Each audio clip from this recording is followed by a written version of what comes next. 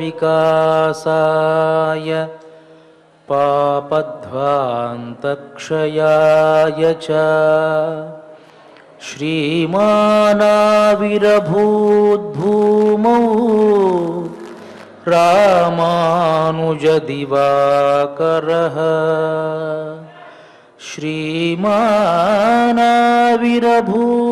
श्रीमानाविरभूद्भूमौ रामानुजदिवाकरः।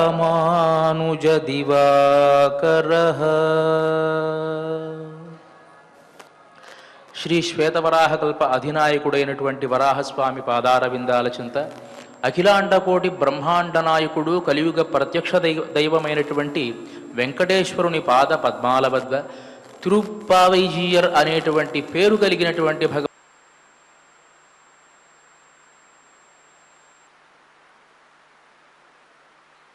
ప్రవర్తకాచార్యులు అయినటువంటి తిరుమల శ్రీ పదజీయంగార్ల పవిత్ర మఠ ప్రాంగణంలో భాగవత ఆచార్యుల అనుగ్రహంతో తిరుమల తిరుపతి దేవస్థానములు శ్రీ వెంకటేశ్వర భక్తి ఛానల్ వారి సౌజన్యంతో ధనుర్మాస ఉత్సవ కార్యక్రమంలో నేటికి మనం 5వ పాశురంలోకి ప్రవేశించాం.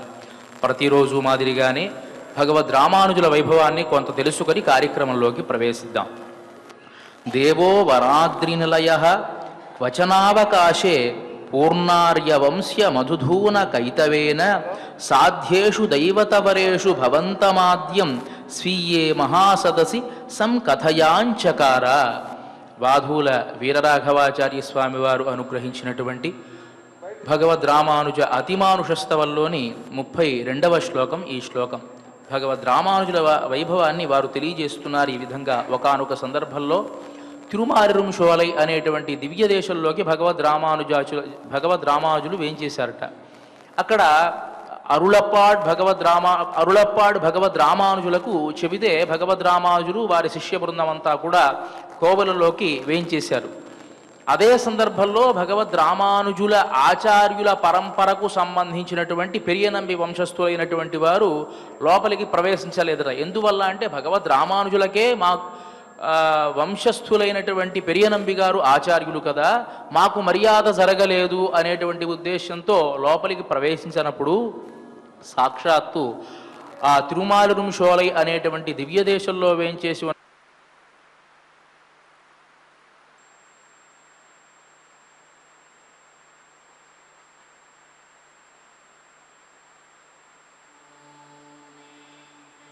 దశరథ చక్రవర్తి అదేవిధంగా వసుదేవుడు ఏ విధంగా నన్ను మానవమాతృడిగానో భావించారో అదేవిధంగా మీరు కూడా భగవద్ రామానుజులు మీ వంశస్థులైనటువంటి పెరియనంబి గారి దగ్గర శిష్యుడుగా ఉన్నాడు అనేటువంటి భావనతోనే చూస్తున్నారు కానీ ఆయన పరస్వరూపాన్ని మీరు చూడడం లేదు.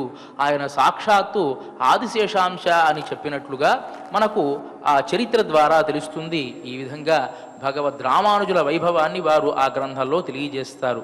మరి అంత మహామహిమాన్వితులైనటువంటి భగవద్ రామానుజాచార్యుల పరంపరకు సంబంధించినటువంటి 2 మహనీయులు ఇక్కడ వేంచేసి ఉన్నారు. వారికి నా మనఃపూర్వక సాష్టాంగ దండ ప్రణామాలు తెలియజేసుకుంటూ కార్యక్రమాన్ని ప్రారంభించవలసిందిగా ప్రార్థిస్తూ ఉన్నాను.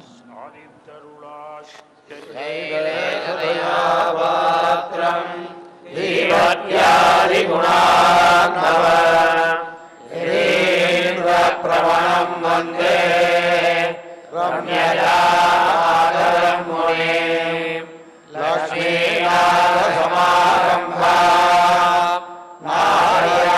నారాయణమధ్యమా అస్మదాచార్యపర్యంతా వందే గురుపరంపరా యో నిత్యమచ్యుతపదాం భుజయుగ్మయుగ్మ వ్యామోహయస్తగిగణాని తృణాయ మేనే అస్మద్గురోన్ భగవతోస్య దయైక సింధో రామానుజస్య శరణౌ శరణం ప్రపద్యే మాయావికారివరయస్తనయా విభూతిః సర్వం జగేవ నియమేన మయన్మయా ఆజ్ఞస్య కులభయే పగుణాభిరామ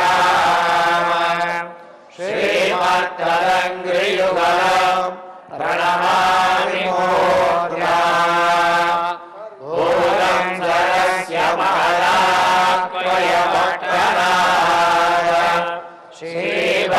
विचार कुलशेखरयोगिवा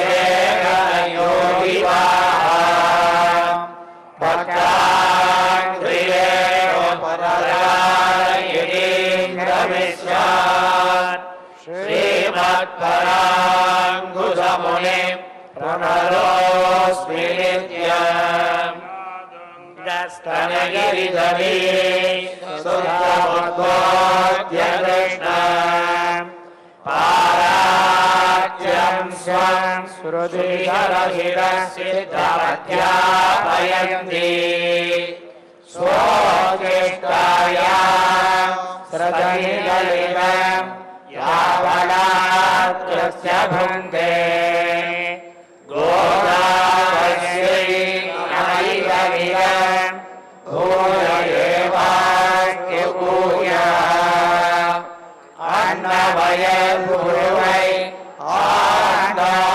आनन्दमरङ्गर्के पन्नतिरुप्पावै पैवरियम् इन्निशयाल् पायिक्कुरुक्काल् नर्पामारै பூமாரை சூழிக் கொடுத்தாரை சொல்லு சூழிக் கொடுத்த சுடர் கொடிய தொல்வாரை பாடி அருள வல்ல பல்வளையாய் நாடு நீரேங்கடவர்க்கென்ன விதி என்ன இம்மாற்றம் நாகடவா மன்னனே நல்கு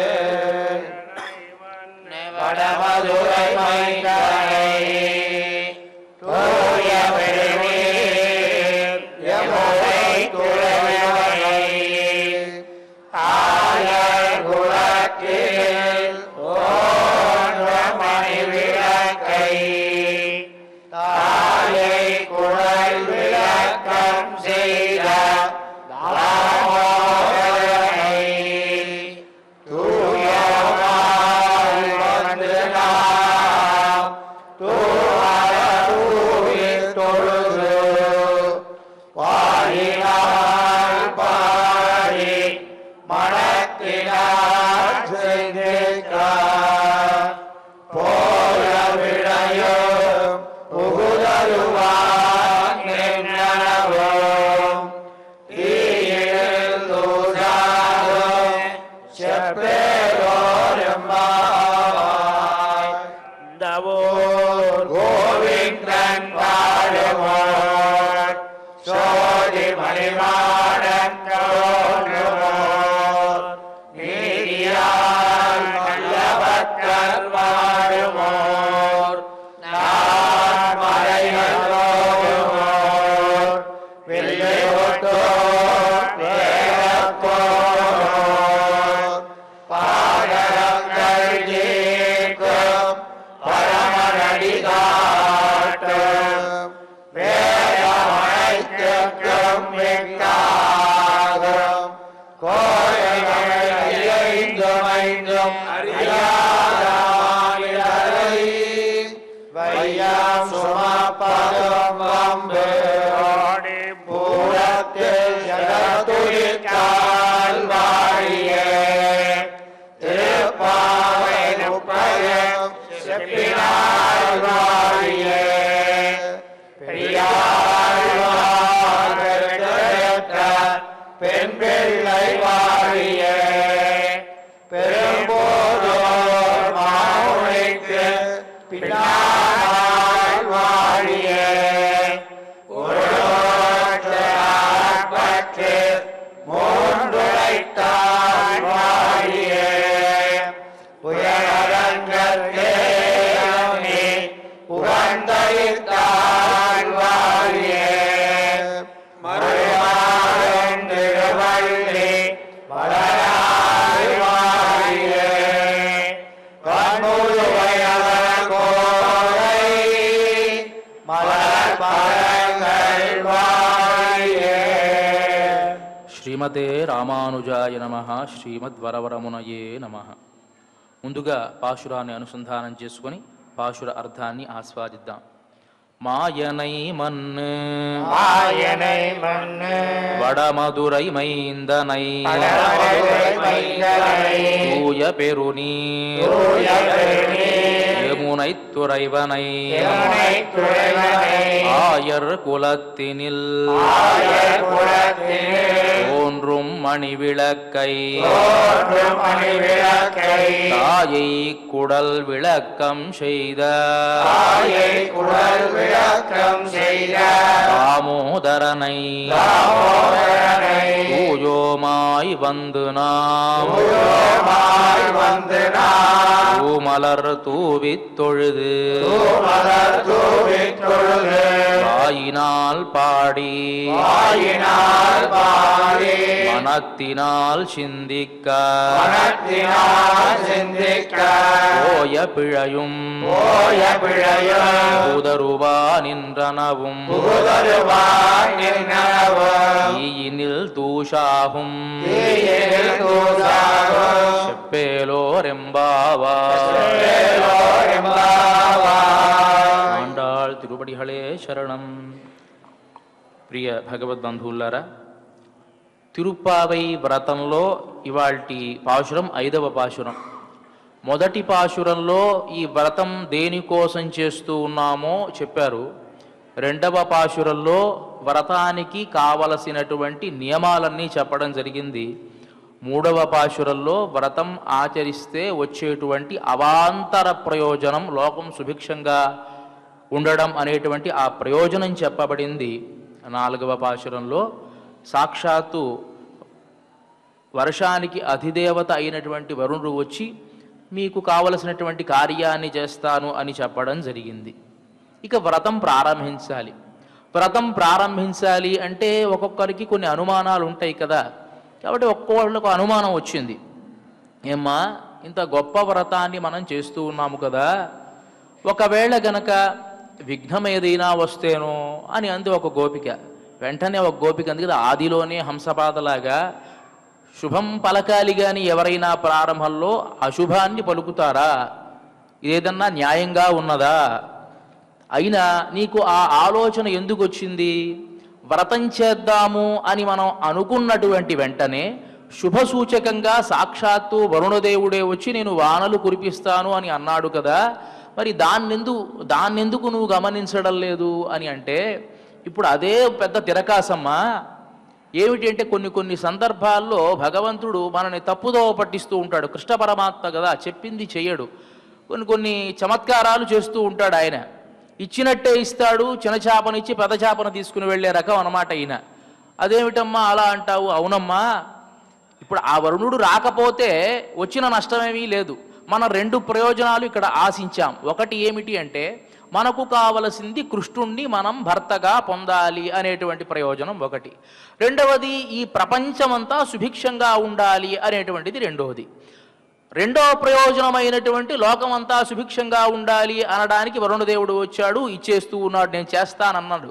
ఇప్పుడు నాకు వచ్చిన అనుమానం ఏమిటంటే, 2 పనులలో కూడాను ఒక పని చేసి ఒక పని చేయకుండా ఉంటే అదేమిటమ్మా అట్లా అంటావు? అవునమ్మా, కృష్ణుడు ఎప్పుడూ కూడా అలాగే చేస్తాడు. ఒకానొక సందర్భంలో దుర్యోధనుడు అర్జునుడు వెళ్ళారు యుద్ధానికి పూర్వం కృష్ణుడి యొక్క సహాయం పొందడానికి. పాదాల దగ్గర అర్జునుడు కూర్చున్నాడు, తల దగ్గర దుర్యోధనుడు కూర్చున్నాడు. సరే, అర్జునుడిని చూశాడు. ఏం అర్జునా, నీకేం కావాలి అంటే ఆయన నమస్కారం చేశాడు, అయిపోయింది. ఏమి కావాలి అంటే వెనకాల ఉండేటువంటి దుర్యోధనుడేమో భయపడడం ప్రారంభించాడు. ఏమి కావాలంటే సైన్యాన్ని అడుగుతాడేమో, మనకి కావలసింది సైన్యమే కదా అని. సరే, వెంటనే ఈయన అన్నాడు కదా, సైన్యం ఒకవైపు ఉంటుంది, నేను ఒకవైపు ఉంటాను. అది కాకుండా నేను ఒకవైపు ఉన్నా కూడాను ఏ ఆయుధాన్ని నేను పట్టను, కాబట్టి నేను కావాలా సైన్యం కావాలా అని అడిగితే అర్జునుడు కాస్త పాపం భక్తి కలిగినటువంటి వాడు కాబట్టి నాకు నువ్వు ఉంటే చాలు కృష్ణ అన్నాడు. దుర్యోధనుడేమో నాకు ఈ సైన్యం ఉంటే చాలు అన్నాడు. ఇదే తిరకాసు అంటే కృష్ణ పరమాత్మతో. ఇచ్చినట్టే ఇస్తాడు, కానీ సైన్యాన్ని అంతటినీ దుర్యోధనుడికి ఇచ్చాడు, తాను మాత్రం అర్జునుడి పక్కన ఉన్నాడు. ఎలాంటి ఆయుధం పట్ల జయం ఎవరికి వచ్చింది? పాండవులకు వచ్చింది. కాబట్టి పరమాత్మ ఇచ్చినట్టే ఇస్తాడమ్మా. రెండు ప్రయోజనాలు మనం చెప్పాం. ఒకటేమో ఈ లోకమంతా సుభిక్షంగా ఉండడం, ఒకటేమో మనము కృష్ణ పరమాత్మని భర్తగా పొందడం. ముందే ఆయన వరుణదేవుణ్ణి పంపించి ఈ ప్రయోజనాన్ని చేకూరుస్తున్నాడు అంటే చిన్న చేపని ఇచ్చాడు, పెద్ద చేపని ఇవ్వడం లేదు, ఈయన మనని మోసం చేస్తాడేమో అని భయం వేస్తోంది అని అంది ఒక గోప బాలిక. ఇంకో గోప బాలిక అంత భయం అవసరం లేదమ్మా, ఇబ్బంది ఏమీ లేదు, మనం కృష్ణుణ్ణి ప్రార్థిస్తూ ఉన్నాం, ఆయన మాయాచేష్టితాలని మన దగ్గర చేయుడు, ఆయన చాలా మంచివాడు, ఆయన తన భక్తుల్ని మోసం చేసేటువంటి వాడు కాదు, తన భక్తులకి ఇబ్బంది పెట్టేటువంటి వాళ్ళని మోసం చేసేటువంటి వాడే, అయినా మనం భయపడాల్సినటువంటి అవసరం లేదు అని ఒక గొప్ప బాలిక. ఒక ఆవిడంది కదా, సరే అంతా బాగానే ఉందమ్మా, శ్రేయాంసి బహువిఘ్నాని భవంతి మహతామపి అని అన్నారు కదా. సాక్షాత్తు రామచంద్రమూర్తికే పట్టాభిషేకానికి ముహూర్తం పెడితే పట్టాభిషేకం ఆగిందే. అయోధ్యలో ఎవరు చెడ్డవాళ్ళు? ఎవ్వరూ చెడ్డవాళ్ళు కాదు. దశరథ మహారాజు పెద్ద చక్రవర్తి, ఆయన చాలా గొప్పవాడు, రామచంద్రమూర్తి అంటే చాలా ప్రీతి కలిగినటువంటి వాడు. అయోధ్యలో ఉండేటువంటి ప్రజానీకమంతటికి కూడా రామచంద్రమూర్తి అంటే ఇష్టమే. మరి అలాంటిది రామచంద్రమూర్తి పట్టాభిషేకం ఆగిపోయిందే. కైకేయికి కూడా రామచంద్రమూర్తి అంటే చాలా ప్రీతిపాత్రుడే. అది కాకుండా రామచంద్రమూర్తి ఎలాంటి వాడు? సాక్షాత్తు పరాత్పరుడు. ఆయన ఆరాధించేటువంటి వాడు ఎవడు? సాక్షాత్తు రంగనాథస్వామి. ముహూర్తం పెట్టినటువంటి వాడు ఎవడయ్యా అంటే సాక్షాత్తు బృహస్పతి లాంటి బుద్ధి కలిగినటువంటి వశిష్ఠ మహర్షి. మంత్రులు ఎవరు అంటే సుమంత్రుడు మొదలైనటువంటి మంత్రులు. ఇదంతా ఉన్నా కూడా రామచంద్రమూర్తి పట్టాభిషేకమే ఆగిపోయిందే. మనం చేసేటువంటి ఈ మంచి పని ఆగిపోదు అని ఏదైనా నమ్మకం ఉన్నదా? ప్రారంభించి మళ్ళీ మధ్యలో ఆపేస్తే బాగుండదు కదా అన్నది ఒక గోప బాలిక. అప్పుడు దానికి ఉదాహరణగా ఈ పాశురంలో మనం భయపడాల్సినటువంటి అవసరం ఏమీ లేదమ్మా. మనం ఎప్పుడైతే భగవన్నామస్మరణ చేస్తామో అప్పుడే మనకుండేటువంటి పాపాలన్నీ కూడా పోతాయి. పాపం వల్లే విఘ్నాలు ఏర్పడతాయి, కాబట్టి ఆ విఘ్నాలన్నీ తొలగిస్తాడు పరమాత్మ అని చెప్పి ఈ పాశురంలో వాళ్ళకుండేటువంటి అనుమానానంతా తీరుస్తున్నారు గోదాదేవి. మాయనై మన్ను వడమధురై మైందనై. మాయనై చాలా ఆశ్చర్యకరమైనటువంటి చేష్టితాలు కలిగినటువంటి వాడు, మాయా చేష్టితాలు కలిగినటువంటి వాడు. మాయా అంటే మామూలు ఈ ఐంద్రజాలికుడు చేసేటువంటి మాయ కాదు. ఏదైతే జరగదు అని భావిస్తారో ఆ జరగదు అనేటువంటి పనులని కూడా చేసేటువంటి వాడు. రకరకాల రాక్షసులు, రకరకాల వరాలు. ఒకడంటాడు కింద సావకూడదు, పైన సావకూడదు, ఇంట్లో సావకూడదు, బయట సావకూడదు, మనుషులు ఉండకూడదు, జంతువు అవ్వకూడదు అంటే దేవతలంతా కూడా వీడి చస్తాడా, వీడు మనల్ని చంపడానికి పుట్టినవాడు అని భయపడుతూ ఉంటే అప్పుడు పరమాత్మ నృసింహావతారాన్ని ధరించి వాడిని చంపాడు. అదొక మాయాచేష్టితం. ఒకటి కాదండి, రకరకాలు. నరుల వల్ల వానరుల వల్ల తప్ప మిగతా అన్ని దేవతలు, యక్షులు, గంధర్వులు, కిన్నరులు వీళ్ళంతా కూడా ఎవరు నన్ను జయించడానికి వీల్లేదు అని రావణాసురుడు కోరితే ఆయన వానరులతో నరుడిగా వచ్చి రావణాసురుడిని సంహరించాడు. ఇట్లా రకరకాల అత్యద్భుతమైనటువంటి దేవతలు కూడా విస్తుపోయేటువంటి కార్యక్రమాలన్నీ చేసేటువంటి వాడు కదా మాయనై. అలాంటి మాయాచేష్టితాలు కలిగినటువంటి వాడు. రామదాసు గారు అంటారు కదా, ఏమయ్య రామ బ్రహ్మేంద్రాదులకునైన నీ మాయ తెలియవశమా. నీ మాయ తెలుసుకోవాలి అంటే బ్రహ్మేంద్రాదులకు మాత్రం అది వశమవుతుందా?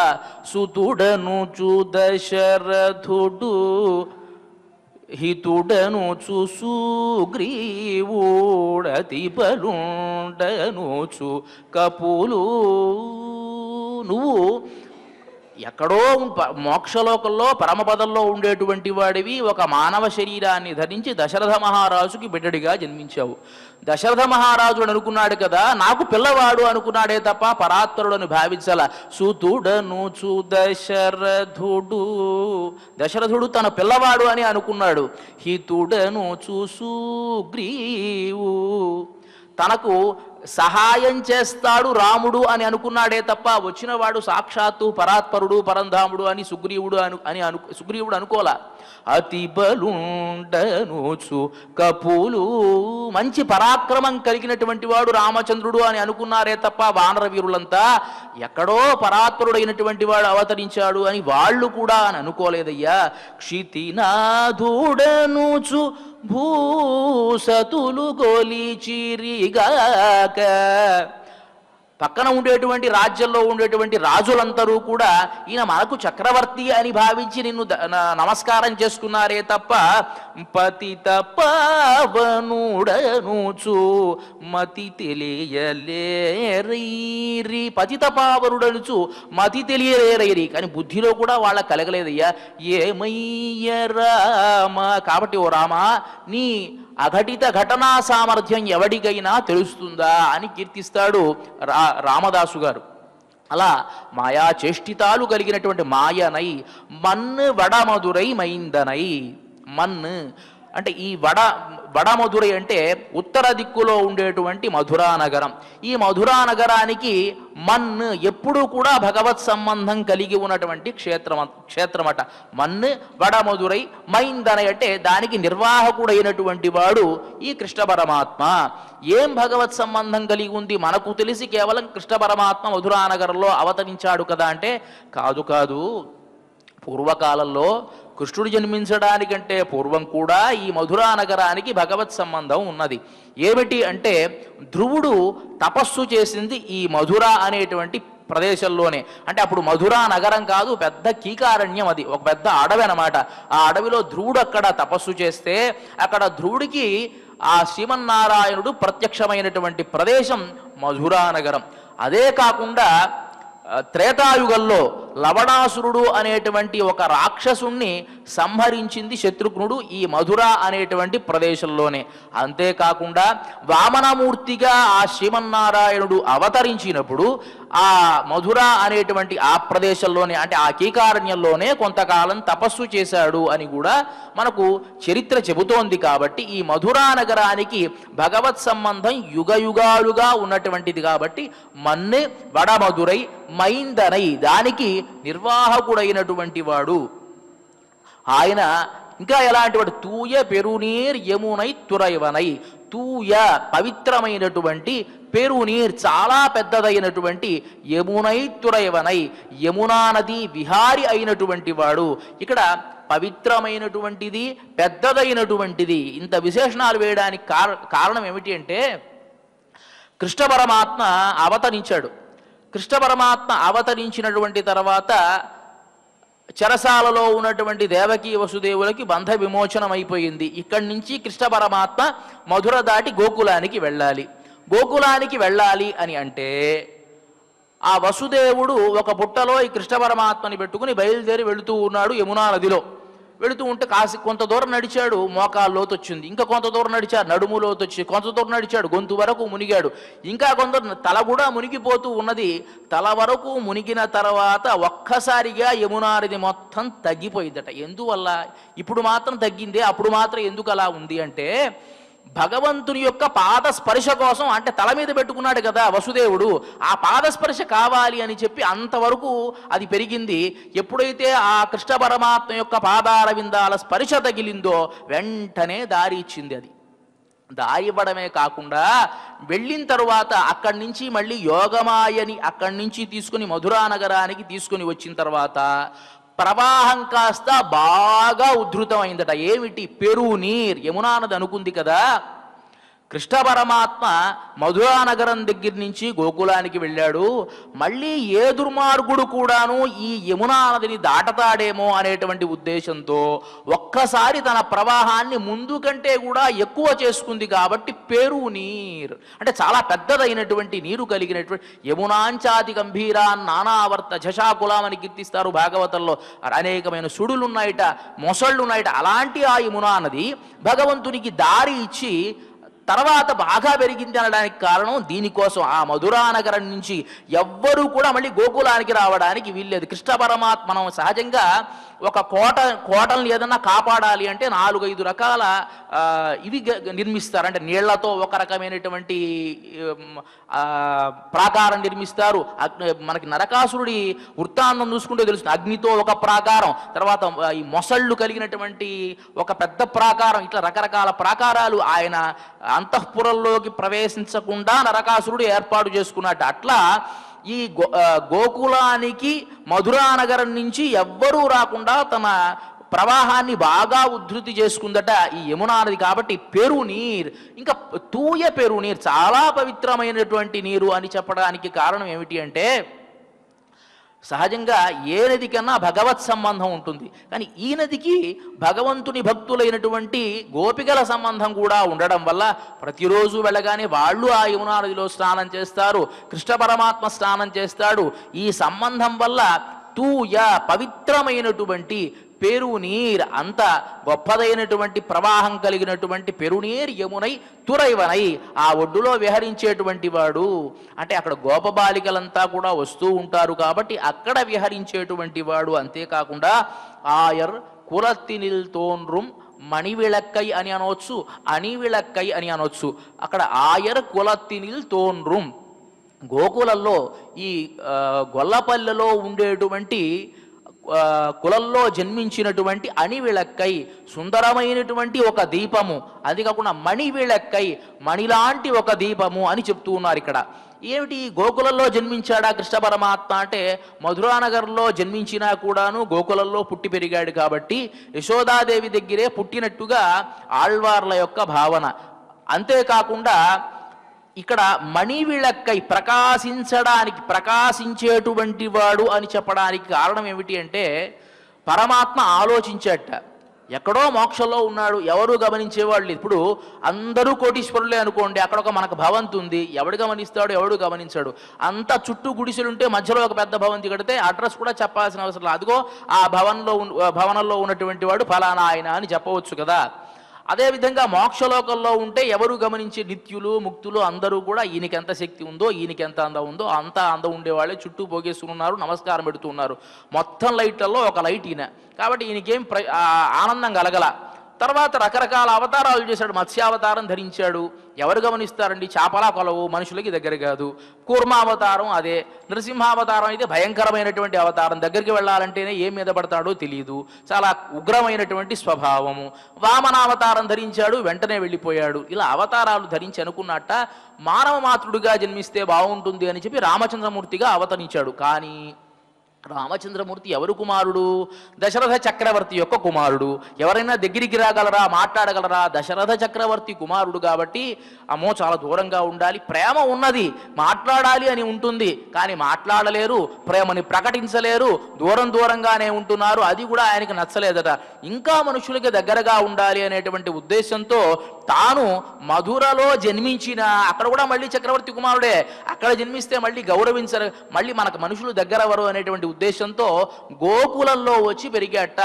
ఇప్పుడు ప్రకాశిస్తూ ఉన్నాడు. ఇప్పుడు మొత్తం చీకటి అనుకోండి, ఆ చీకట్లో ఒక చిన్న దీపం పెడితే ఎంత బాగా వెలుగుతుందో, అలాంటిది పెద్ద లైట్ పెడితే ఎంత బాగా వెలుగుతుంది. కాబట్టి ఆయర్ కులత్తినిల్ తోన్రుం మణివిళక్కై, అలా ప్రకాశిస్తూ గోకులంలో అందరూ అజ్ఞానులే, ఎవరికి జ్ఞానం లేదు. జ్ఞానం ఉన్నవాడు కేవలం కృష్ణ పరమాత్మే, కాబట్టి ప్రకాశిస్తాడు, అందగాడు, జ్ఞానవంతుడు. కాబట్టి ప్రకాశించడం కోసమే ఆయన ఆలోకం నుంచి ఇక్కడికి వచ్చాడు. కాబట్టి ఆయర్ కులత్తినిల్ తోన్రుం మణివిళక్కై తాయై కుడల్ విளக்கம் செய்த దామోదరనై, తాయై కుడల్ విளக்கம் செய்த దామోదరనై.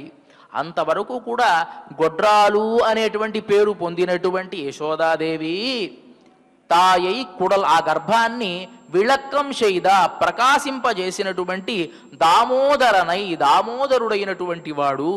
నిజంగా ఈ దామోదర వృత్తాంతం ఎన్నిసార్లు వింటూనే ఉండాలనిపిస్తుంది. ఇక్కడ యశోదాదేవి గొడ్రాలు అనేటువంటి మాట పడి చాలా సంవత్సరాల తర్వాత ఒక సంతానానికి అంది. పాపం సరే అది యోగమాయ, ఆవిడ వెళ్ళిపోయింది, తినే పిల్లవాడుగా పెంచుతోంది కదా, ఒక్కగానొక్క పిల్లవాడు. కానీ ఇప్పటికీ మనం ఏం చెప్తామండి, ఎవరన్నా చెప్తే కృష్ణుడిలాగా అల్లరి చేస్తూ ఉన్నాడు, యశోదాదేవి లాంటి తల్లి అని చెప్తాను తప్ప, ఎవరైనా వేరే 100 మంది పిల్లల్ని గంది గాంధారి, అలా గాంధారితో పోలి గాంధారిలా ఉన్నావు అని అంటాడు ఎవడన్నా ప్రపంచంలో? ఎవ్వడనడు. పోనీ కౌసల్యాదేవిలా ఉన్నావు అంటాడు ఎవడన్నా? అలా కూడా అనడు. కానీ యశోదాదేవిలా ఉన్నావంటే ఎంత ఆనందం కలుగుతుంది. కృష్ణుడు లాంటి పిల్లవాడిని కన్నాడు అంటే ఎంత ఆనందం కలుగుతుంది. అంటే రాముడు లాంటి పిల్లవాడైతే అవ్వచ్చుగాక, కానీ కృష్ణుడు లాంటి పిల్లవాడంటే అదొక కొంటె చేష్టలు, చిలిపి చేష్టలు, ఒక ఆనందం, ఒక దుఃఖం, ఇవంతా కలగలిసి ఎంత ఆనందం కలిగిస్తుంది మనకి. కాబట్టి తాయై కుడల్ విళక్కం చేద దామోదరనై, ఆ దామాన్ని ఉదరానికి బంధించుకొని యశోదాదేవి యొక్క పేరు ప్రఖ్యాతులు ఈ ప్రపంచమంతా వ్యాపించేట్టుగా చేసినటువంటి వాడు. ఒకానొక సందర్భంలో అల్లరి చేష్టలు చేస్తూ ఉన్నాడు కృష్ణ పరమాత్మ. ఆయన ఏం చేశాడు, ఆ కాలంలో ఈ లైట్లంతా ఉండవు కదా, ఒక బుడ్డి లాందరు వెలిగించుకొని పాపం ఈవిడ మొత్తం వెన్న చిలుకుతూ ఉంటే వచ్చాడు. వచ్చి నోట్లో ఇంత నీళ్లు పోసుకుని ఒక్కసారి ఊశాడు. దీపం కాస్త ఆరిపోయింది. ఆ చీకట్లో, అసలే చీకటి, ఆ చీకట్లో నల్లవాడు వెళ్ళాడు, ఆ వెన్న తీసుకున్నాడు, తిన్నాడు. మళ్ళీ పాపం కాసేపు అయిన తర్వాత మళ్ళీ లాంతరు వెలిగించుకుంది, మళ్ళీ ఆ వెన్న చిలుకుతూ ఉంది. మళ్ళీ అట్లానే చేశాడు. చీకట్లో వస్తాడు, ఊస్తాడు, కొంచెం కొంచెం వెన్న తీసుకుని వెళుతూ ఉన్నాడు. కాసేపు అయిన తర్వాత మళ్ళీ దీపం వెలిగి చిలుకుతూనే ఉంది. ఇందాక నుంచి చిలుకుతూ ఉన్నాను, వెన్న బట్టలేదేమిట్రా అని చూస్తూ ఉంటే ఆ దీపం వెలుతురు చూసుకుని కొంచెం అట్లా చూసిందట. అక్కడ పాడుబడిపోయినటువంటి ఒక రోలు ఉంది అక్కడ. ఆ రోలుని తిరగవేసి దానికి పక్కన దానికి ఒక కృష్ణ పరమాత్మకు ఒక స్నేహితుడు ఉంది, అది కూడా కోతే. అంటే రామావతారం నుంచి కూడా పాప అనుసరిస్తూ ఉన్నట్టుంది ఆ కోతి. దాన్ని అక్కడ పెట్టుకొని ఈయన కొంత తింటూ దానికి పెడుతూ ఉన్నాడు. చూసింది యశోదాదేవి, కోపం వచ్చింది ఆవిడికి. ఒరేయ్, నేను పొద్దున్నుంచి ఇంత కష్టపడుతూ ఉంటే నువ్వు ఆటకాయితనంగా ఆటలు ఆడతావా నాతో అని కర్ర పట్టుకుని వెంబడబడింది. పరిగెత్తాడు ఆయన, మొత్తం పరిగెత్తాడు, అంతా పరిగెడుతూ ఉన్నాడు. మొత్తం ఎంత పరిగెడుతుంది, ఆయన పరిగెడితే ఆయన పట్టుకోగలరా? చిక్కడు సిరి కౌగిటిలో అని అంటారు పోతనామాచుల వారు. ఆయన అదేంటి లక్ష్మీదేవికి చిక్కడు సనకాదియోగి చిత్తములను, వాళ్ళ మనస్సులకు కూడా చిక్కనటువంటి వాడు. మరి యశోదాదేవికి చిక్కుతాడా? చిక్కకుండా పోతూ ఉంటే ఆవిడంది కదా, ఆపడ్డట్టే ఆపడతావు ఏ పొదయన కోదాగుంటావు. దగ్గరికి వస్తున్నాడు, పట్టుకుందాం అంటే మళ్ళీ దూరంగా వెళ్ళిపోతున్నావు. ఆపడ్డట్టే ఆపడతావు, దొరుకుతావు. ఏ పొదయన కోదాగుంటావు, మళ్ళీ కనిపించకుండా ఏ పొదలో దాక్కుంటావు. ఈ పొద్దల్లా చేపడకుంటే, ఇవాళ కనుక నువ్వు దొరకలేదనుకో రేపటికైనా నీ పని ఎక్కడికి పోతావురా? మళ్ళీ ఇంటికే రావాలి కదా నువ్వు, అమ్మ అనుకుంటూ నా దగ్గరికి రావాలి కదా, అప్పుడు చెప్తా నీ పని ఆనంది. ఈయన కూడా ఆలోచించాడు చాలాసేపు, ఇదే జరిగే పనిలా కనిపించలేదే, మళ్ళీ ఈవిడి దగ్గరికే వెళ్ళాలి కదా అని చెప్పి దొరికాడు. దొరికినప్పుడు ఆమె బంధించింది. అద్భుతమైనటువంటి సన్నివేశం అండి. దీని గురించి చమత్కారంగా పెద్దలు ఒక ఉపన్యాసంలో విన్నాను. ఈ దామోదర వృత్తాంతాన్ని చెబుతూ ఒక ఐతిహ్యాన్ని చెప్పారు. శ్రీరంగంలో రంగనాథస్వామికి తిరుమంజనం చేస్తూ ఉంటే, అభిషేకం చేస్తూ ఉంటే ఉపచారం చేసేటప్పుడు ఈ పాత వస్త్రాన్ని, ఉపచారానికి ఆ పాత వస్త్రాన్ని తీసేసి మళ్ళీ కొత్త వస్త్రాన్ని ధరింపజేస్తూ ఉంటారట. అంటే ఎక్కువసేపు శ్రీరంగనాథుడు చాలా చిన్నపిల్లవాడిగా చూసుకుంటారు. అక్కడ మొత్తం నీళ్ళంతా పారబోసి జలుబు చేసేట్టుగా చేయరు. ఆ ఉపచారాలు చేసే విధానం కూడా ఒక భగవంతుడికి చేసినట్టుగానే చేస్తూ ఉంటారు. ఆ చేసేటప్పుడు ఈ తడిచిపోయినట్టు పొడి వస్త్రాన్ని తీసుకుని దాన్ని కడుతూ ఈ తడి వస్త్రాన్ని తీసేస్తారు కింద నుంచి. అలా చేస్తూ ఉంటే పక్కన ఉండేటువంటి భక్తులంతా కూడా కొంచెం ఆ రంగనాథ స్వామి యొక్క పూర్తి బింబాన్ని చూద్దామని చెప్పి తొంగి తొంగి చూస్తున్నారు, కానీ కనిపించడం లేదు. ఆ అలంకారం చేసేటువంటి ఆ భట్టర్ స్వామి అంటే ఆ అర్చక స్వాములు చాలా నైపుణ్యంగా వస్త్రాన్ని తీస్తారు, ముందు ఇలా పెట్టేసేసి కింద వస్త్రాన్ని తీసేసి మళ్ళీ ఆ పై వస్త్రాన్ని ఇలా కడుతూ ఉంటే కనిపించట్లేదుట. ఇదేమిట్రా ఇట్లా ఉందే అని కాలక్షేపంలో ఎవరో అడిగారట పెద్దల దగ్గర. ఏమండి, ఎంత సేవించుకుందామన్నా ఆయన సేవించనివ్వకుండా చేస్తూ ఉన్నాడే అంటే రెండు ఉదాహరణలు చెప్పుకోవచ్చు. వాస్తవానికైతే స్వామికి ఏకాంతం జరిగేటప్పుడు ఎవరు కూడా చూడకూడదు, అంటే పూర్తిగా వస్త్రం లేకుండా చూడకూడదు, శాస్త్రం మామూలుగా. కానీ చమత్కారంగా ఒక విషయాన్ని చెప్తారండి. ఒకానొక సందర్భంలో గోపికలు కృష్ణ పరమాత్మ యమునా నదిలో స్నానం చేస్తూ ఉన్నారట. స్నానం చేస్తూ ఉంటే కృష్ణ పరమాత్మ యొక్క ఈ వస్త్రం కాస్త నెమ్మదిగా ఈ నడుము దగ్గర నుంచి కొంచెం కిందకి జారింది. కొంచెం కిందకి జారితే ఏమైంది అంటే యశోదాదేవి కట్టినటువంటి ఆ తాటి గుర్తుంది చూసారా, ఆ గుర్తు కనిపించిందట ఈ గోపికలందరికీ. వాళ్ళు పక్కున నవ్వుతూ ఉన్నారు. ఓయ్ భలే భలే నువ్వు దొరికావే మీ అమ్మకి అని నవ్వుతూ ఉంటే ఆయనకి సిగ్గేసిందట. మీరు ఇలా నవ్వుతారా, ఇక ఎప్పుడు కూడా నేను ఈ వస్త్రాన్ని జారనివ్వకుండా చూసుకుంటాను అని అన్నట్ట. అప్పటి నుంచి పరమాత్మకు వస్త్రం జారకుండా అలాగే ఉంటుంది అని చెప్పి చమత్కారంగా చెప్తారు. ఇంకో విషయం కూడా చెప్తారు. పరమాత్మ అనుకున్నట్ట భక్తులకి ఎప్పుడు ఏదో గుర్తు అడుగుతాం కదా, వైష్ణవులకి ఒక గుర్తుంది. ఏ కంఠలగ్న తులసి నడిలాక్షమాలాహ, ఏ బాహుమూల పరిచిహ్నిత శంఖచక్రాహ, ఏ వాలలాట ఫలకే లసుదూర్ధ పుండ్రాహ, తే వైష్ణవాహ భువనమాశు పవిత్రయింతి. ఇది వైష్ణవులకు ఉండేటువంటి లక్షణం. అంటే మెడలో తులసీమాల తామరపూసలు ధరించాలి, భుజాలలో శంఖచక్రాదులు ఉండాలి, ముఖంలో నామం ఉండాలి. ఇది వాళ్ళకు ఉండేటువంటి లక్షణం. ఆయన అనుకున్నాడు కదా, పరమాత్మ ఎప్పుడు సమానమైనటువంటి న్యాయం చేసేటువంటి వాడు. వీళ్ళకి లక్షణం ఉన్నప్పుడు నాకు కూడా లక్షణం ఉండాలి కదా, ఏగో ఒక గుర్తు ఉండాలి కదా అని అనుకున్నట్ట స్వతసిద్ధంగానే ఆయనకి శ్రీవత్సం అనేటువంటి గుర్తు ఒకటి ఉంది. ఈ దామోదరం అనేటువంటి గుర్తులు కూడా పెట్టుకున్నట్ట ఆయన. ఇది కూడా గుర్తు పెట్టుకుంటే అందరూ గుర్తు పెట్టుకుంటారు కదా. మన పరీక్ష రాసేటప్పుడు మీ గుర్తులు చెప్పండి అంటే ఏదో పుట్టుమచ్చ ఫలానా చోట ఎడమ చేతి మీద లేకపోతే ముఖం మీద అని రాస్తారు కదా. అట్లా పరమాత్మకు గుర్తు ఏమిటి అంటే వక్షస్థలంలో శ్రీవత్సము, నడుమున దామోదరం. అంటే ఆ తాడు కట్టినటువంటి గుర్తు ఆ పరమాత్మకి ఉంటుంది. కాబట్టి ఆయన దామోదరనై అని కీర్తిస్తున్నారు. ఎవరో పెళ్లిలో అడిగారట ఒకరిని, పురోహితులు గారిని, ఏమండి ఒక అమ్మాయి అడిగింది మామూలుగా, ఏమండి మాకైతే ఆడవాళ్ళకి మంగళసూత్రం కడతారు, మగవాళ్ళకి ఏం సూత్రం కట్టరా అని అడిగిందట. ఆయన అన్నాడు కదా, అమ్మ నువ్వు పక్కకి రా ఇట్లా అని తీసుకుని వెళ్ళి, అమ్మ ఆడవాళ్ళకైతే పెళ్లిలోనే మంగళసూత్రం కడతారమ్మా, కానీ మగవాళ్ళకి పెళ్లి చూపుల్లోనే చాలా సూత్రాలు కట్టేస్తారు అని అన్నట్టు. అదేమిటండి అంది. అమ్మా మొదటి సూత్రం ఏమిటి అంటే అత్తమామలు ఉండకూడదు. రెండవ సూత్రం వచ్చిన ఆడబడుసులు ఆ రోజే వచ్చేసి వెళ్ళిపోవాలి. తర్వాత సూత్రం నేను వంట చెయ్యలేను. ఇంకో సూత్రం నేను పొద్దున్నే లేవలేను. ఈ సూత్రాలన్నీ ముందే కట్టేశారమ్మా, కట్టేది ఒక సూత్రమే, మీకు ఎన్నో సూత్రాలు మేము కట్టేసుకున్నాం ఆల్రెడీ అన్నట్టు. అట్లా గుర్తు అంటే పరమాత్మకి ఈ భక్తుడికి ఉండేటువంటి పోలిక చెప్తున్నారు ఇక్కడ. దామోదర అని ఆ గుర్తును అలాగే పెట్టేసుకున్నాడు ఆయన. తాయై కుడల్ విళక్కం షెయిద దామోదరనై. అలాంటి ఆ దామోదరుణ్ణి తూయోమాయి వందు తూమలరు తూవి తొழுது పవిత్రులమై వచ్చి. పవిత్రులమై వచ్చి అంటే ఈ గోకులలో పవిత్రత ఎక్కడన్నా ఉందా? పవిత్రత అంటే ఏమిటి? స్నానం చేసి చక్కగా ఊర్ధపుండ్రాధికాలని దిద్దుకొని వచ్చి మనం స్మరిస్తే అని అంటే కుదరదండి. తూయోమాయి వందు అంటే పవిత్రమైనటువంటి మనస్సుతో వచ్చి, అలా వస్తే ఎలా ఉన్నా ఆయన కాపాడతాడు. ద్రౌపదీదేవి నిండు సభలో ఆ కృష్ణ పరమాత్మని ప్రార్థించేటప్పుడు పవిత్రంగా ఉందా? లేదు. అప్పుడు ఏకవస్త్రం ఆవిడ ఉండే పరిస్థితి వేరు, కానీ ఆవిడ పవిత్రంగానే ఉన్నట్టు మనం భావించాలి.